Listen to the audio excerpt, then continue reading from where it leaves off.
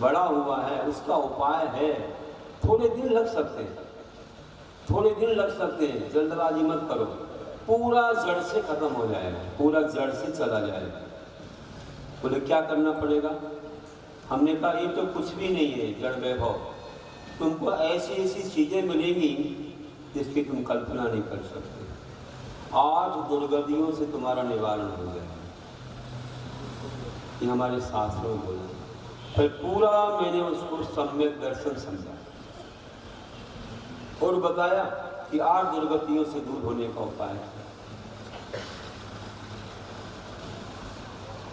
कौन कौन सी दुर्गतियां नहीं होती हैं, नरक नपुंसक आदि अनेक, उसको बता दिए सब। आज वक्त नहीं है, नहीं तो 1 घंटा लगेगा, अभी सब जाएंगे तो। आज मैं छेड़ नहीं रहा हूँ विषय को ज़्यादा, इतना ही बोल रहा हूँ कि उसको जब मैंने पूरा देव सास गुरु का स्वरूप चक्तारी मंगल शरण सब कुछ बताए तो उनको ऐसा लगा, और हमने बताया इस महान सम्यक दर्शन से कितना लाभ है, कौन सी सदगति में जाते हैं। 8 दुर्गतियां तो दूर होती हैं, दरिद्रता सब विकलांग सब तो दूर हो जाते हैं, लेकिन इतना महान है ये कि आपको देव पद में भी जाकर के कितने ऊपर स्थान में विराजमान कर देता है, रिद्धिधारी देव तक बन जाते हैं। इतनी बड़ी महिमा है। अगले जन्म में से समुद्र का दर्शन होता है, रिद्धिधारी मुनियों का दर्शन होता है। तो मैंने कहा ऐसे रत्न को तुम पाओ, ये जड़ वैभव के पीछे तुम क्या कर रहे हो? ये जाए तो जाए, जीवन भी जाए, लेकिन ऐसा रत्न तुम ले लो जिसके सामने ये संसार कुछ भी नहीं। ये कोई पूरे परिवार को समझाया। तो क्या करना महाराज? मैंने कहा आज तो पहले नंबर तुम घर से सब मिथ्यात्व बाहर कर दो, सारा मिथ्यात्व बाहर करो, सब कुछ कर दो अलग, बीतरागी हमारी शरण। और तुम आज नियम कर लो कि चक्तारी शरण में जाएंगे। पंच परमेश्वरी को नमो नमो है। ये नमो नमो कितनी जगह है? नमो नमो बता दो। 5 परमेश्वरी को नमो नमो, या नियम कर लो। तो सब लोगों ने कहा महाराज जी इतनी बड़ी चीज आप दे रहे हैं, ये तो हमको जन्म से ही मिला है, हम भूल गए थे। जैसा आपने कहा वैसे ही करेंगे। और उन्होंने इतनी श्रद्धा के साथ पूरा नियम ले लिया और घर जाकर के पूरा घर पवित्र कर दिया, पूरा जाकर के सब निकाल दिया, जितना भी मिथ्यात्व था सब निकाल के, और बिल्कुल इतना हल्केपन का अनुभव किया। और आए मेरे पास, बोले महाराज जी अब चाहे धन जाए, चाहे सब कुछ चला जाए और हमारा शरीर भी चला जाए, मुझे कोई परवाह नहीं। आज जो आनंद हो रहा है, जो आपने मुझे रत्न दे दिया है, इतना आनंद हो रहा है कि इससे बढ़कर की कोई चीज नहीं। संकल्प लिया कुछ भी हो, ऐसा बना लिया जीवन। अब क्या हुआ? हमने कहा अभी भी जाएगा, चिंता नहीं करो। देखो हम ऐसा नहीं बोलते ना हम तुम्हारा कुछ कर रहे हैं ना भगवान, तुम्हारा पुण्य ही करेगा। जो पाप को निकलने में समय लगेगा, अब तुमने किया है वो उपक्रम, अब पुण्य बढ़ेगा, अब पाप से होगा। मिथ्या चला गया। वास्तव में थोड़ी दिन लगे। कितने दिन लगे? 1-2 महीने लगे बस, और हमारा तो बिहार हो गया। वहाँ से हम बिहार करके दक्षिण तरफ जहाँ भी जा रहे थे, और 1-2 महीने के बाद ऐसा पुण्य बढ़ा कि फिर मालूम पड़ गया कि अब मेरा कुछ भी नहीं जाता। अरे सिद्धार्थ तो मेरे जेब में ही है, नहीं गई कहीं भी। फिर और चीज़ें रख के देखी, कुछ नहीं जा रहा, कुछ नहीं जा रहा, कुछ नहीं जा रहा, क्या हो गया? और उस दिन से जो बंद हुआ, 1-2 महीने से जो बंद हुआ, फिर कभी भी कुछ भी नहीं गया और सब कुछ ठीक हो गया। उनको ध्यान आ गया, गुरु ने कहा था सम्यक पालन किया। ये है शरण, सच्ची शरण का परिणाम। अभी ये कथा और बड़ी है, अभी कम नहीं हुई, 12 वर्ष तक चलती है, उसके इससे ज़्यादा अभी चलती रही। उनकी तो क्या से क्या बन गए हो, ये तो बाद में पता है, मुझे कुछ नहीं मालूम है। अब दक्षिण तरफ गया तो मेरे को वहाँ चातुर्मास हुए, 2 चातुर्मास महाराष्ट्र हुए, 2 कर्नाटक हुए, 7 तमिलनाडु हुए, फिर लौटे थे, 1 कर्नाटक हुआ, 1 महाराष्ट्र हुआ, ऐसे सब मिलाकर के 3, 3, 6 और 7 बताओ 13 वर्ष तो दक्षिण से लौट के जब हम कहाँ आए, फिर पुनः इसी तरफ आए 13वां चातुर्मास, और समझो कि कोपर गांव में था। तब उनको मालूम पड़ा कि महाराज जी फिर महाराष्ट्र आ गए लौट कर, तो भी 200-300 किलोमीटर था उनका नगर। उनको जब मालूम पड़ा तो वे वहाँ से वह युवा आया जिसने कहा था कि 7 दिन हो गए महाराज जी आहार नहीं हो रहा है, आया, अब तो शादी भी हो गई, बच्ची भी है, आकर के बैठ गए सामने, बैठे और बोला महाराज जी पहचान गए? विनय से नमस्ते कर रहे थे, हम देख रहे थे कौन है, लगता कहीं देखा है। अब 13 वर्ष के बाद महाराज जी अमरावती, हाँ, अरे हमने कहा वही हो गया, पैसा गायब होता था, हाँ महाराज जी वही हो गया। अब तो महाराज जी मेरी शादी हो गई, मेरी बच्ची भी है, और मैं CID ऑफिसर हूँ, मेरे भैया की फैक्ट्री हो गई पूना में, सब बहन शादी सबका सब हो गया, घर अच्छा सब खुशहाली है। आपको कितने बार ढूंढा, कितने बार सोचा आपके पास जाऊं, लेकिन आप कहाँ चले गए थे, बहुत दूर समुद्र के किनारे, हम आपको ढूंढ ही नहीं पाए, आ ही नहीं पाए, और जो सुना सो आपके पास आ। अब हमें आप बताइए क्या करना है? मेरी बेटी से सुधा सुन लीजिए, मैं तो अब आपके गुरु के पास जाता हूँ, चौका भी लगाता। ये मेरी बच्ची आपको रत्न सावकाचार का पहला अध्याय सुनाएगी, पहला अध्याय सुनाएगी। आपने कहा था सावकाचार में सब कुछ भरा है, सम्यक से सजा दिया है, मैंने भी खूब पढ़ा था, आपने सब सुनाया था, और बच्ची को भी मैंने वही सिखाया है। और महाराज कई बार हुआ ऐसा, कोई परीक्षा करते हैं मेरी कि मुझे कुछ किसी ने, बेटा तुम्हें मंत्र जपना, तुमने देखा शराबी है, नीचे फेंक दिया, अरे तुमने क्या कर दिया? बोला मैं कौन से गुरु का शिष्य मालूम है?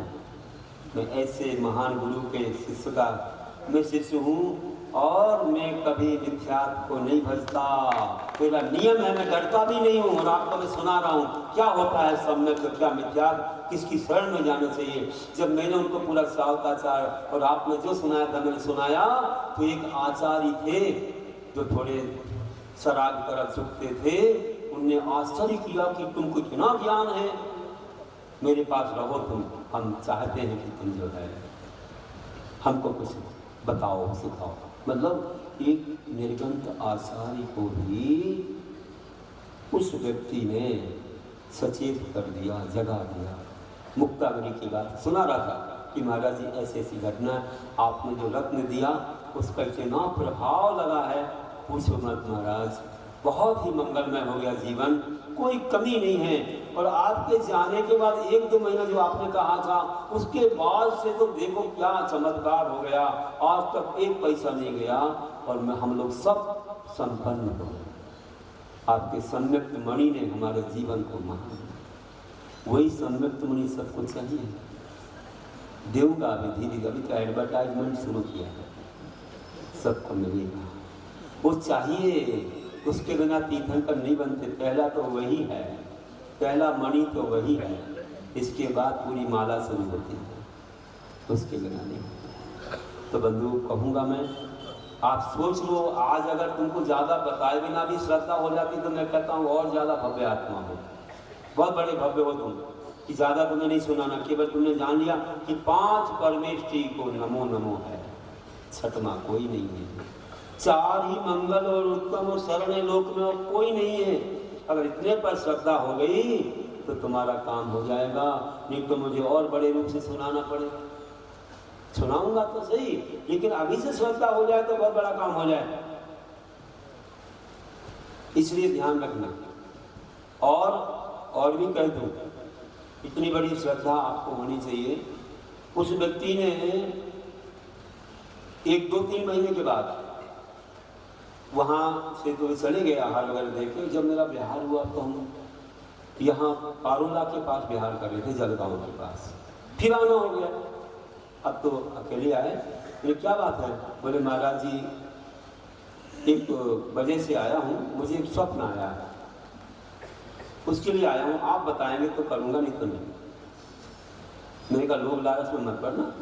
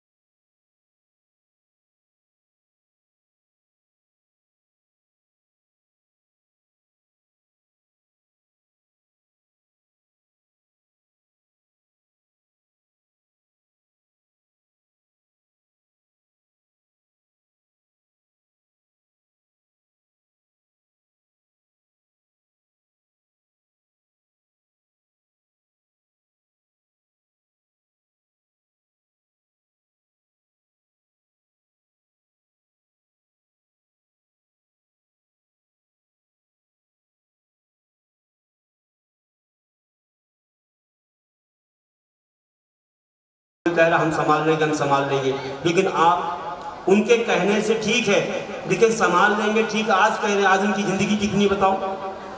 जो कह रहे हैं हम संभाल लेंगे उनकी जिंदगी कितनी है? वो कितने वर्ष घर में रहेंगे, दीक्षा ले लेंगे, फिर वो बड़े होकर कौन संभालेगा? क्या वे हमेशा उनके साथ रहेंगे?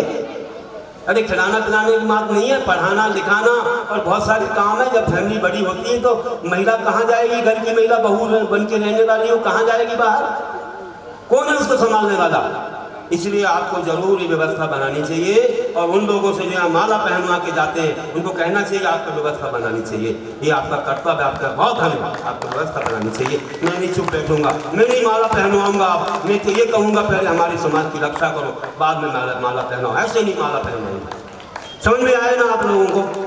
हाँ, समझ में आ गया। और तो बिल्कुल जरूर आप ये काम करना और बिल्कुल वो कहलवा करेंगे। ठीक बात है भैया, बिल्कुल है। हम न्याय नीति से कह रहे हैं और आपको अच्छा लगा है तो बस मेरा यही आशीर्वाद है कि आप इसी पुरुषार्थ में जुट जाइए। और आप एक बात कहिए समाज को कि ऐसे किसी भी होते हैं तो उसको एक फंड हमें बनाना है, कोई सब देंगे। आप देखो हमने हाथ उठवा दिया, सब लोग उसमें अपनी शक्ति से दान पहले दे देंगे, वर्ष में देंगे, जितनी उनकी भावना आएगी उसमें डालते जाएंगे। और उनके हमने दिमाग में ला दिया है कि जिनके घर में आजीविका नहीं है, जिनके घर में कोई कमाने वाला नहीं है, उनको अच्छा पढ़ाना है, सब करना है। तो हमारे पास व्यवस्था आगे बनेगी। अभी तो है नहीं, अभी तो हमको वही चाहिए जो मैंने कहा है। अभी कहेंगे भैया 10-20 तो कोई दे देता है, 1-2 करोड़ रुपया दो, क्या होता है इसमें आपका?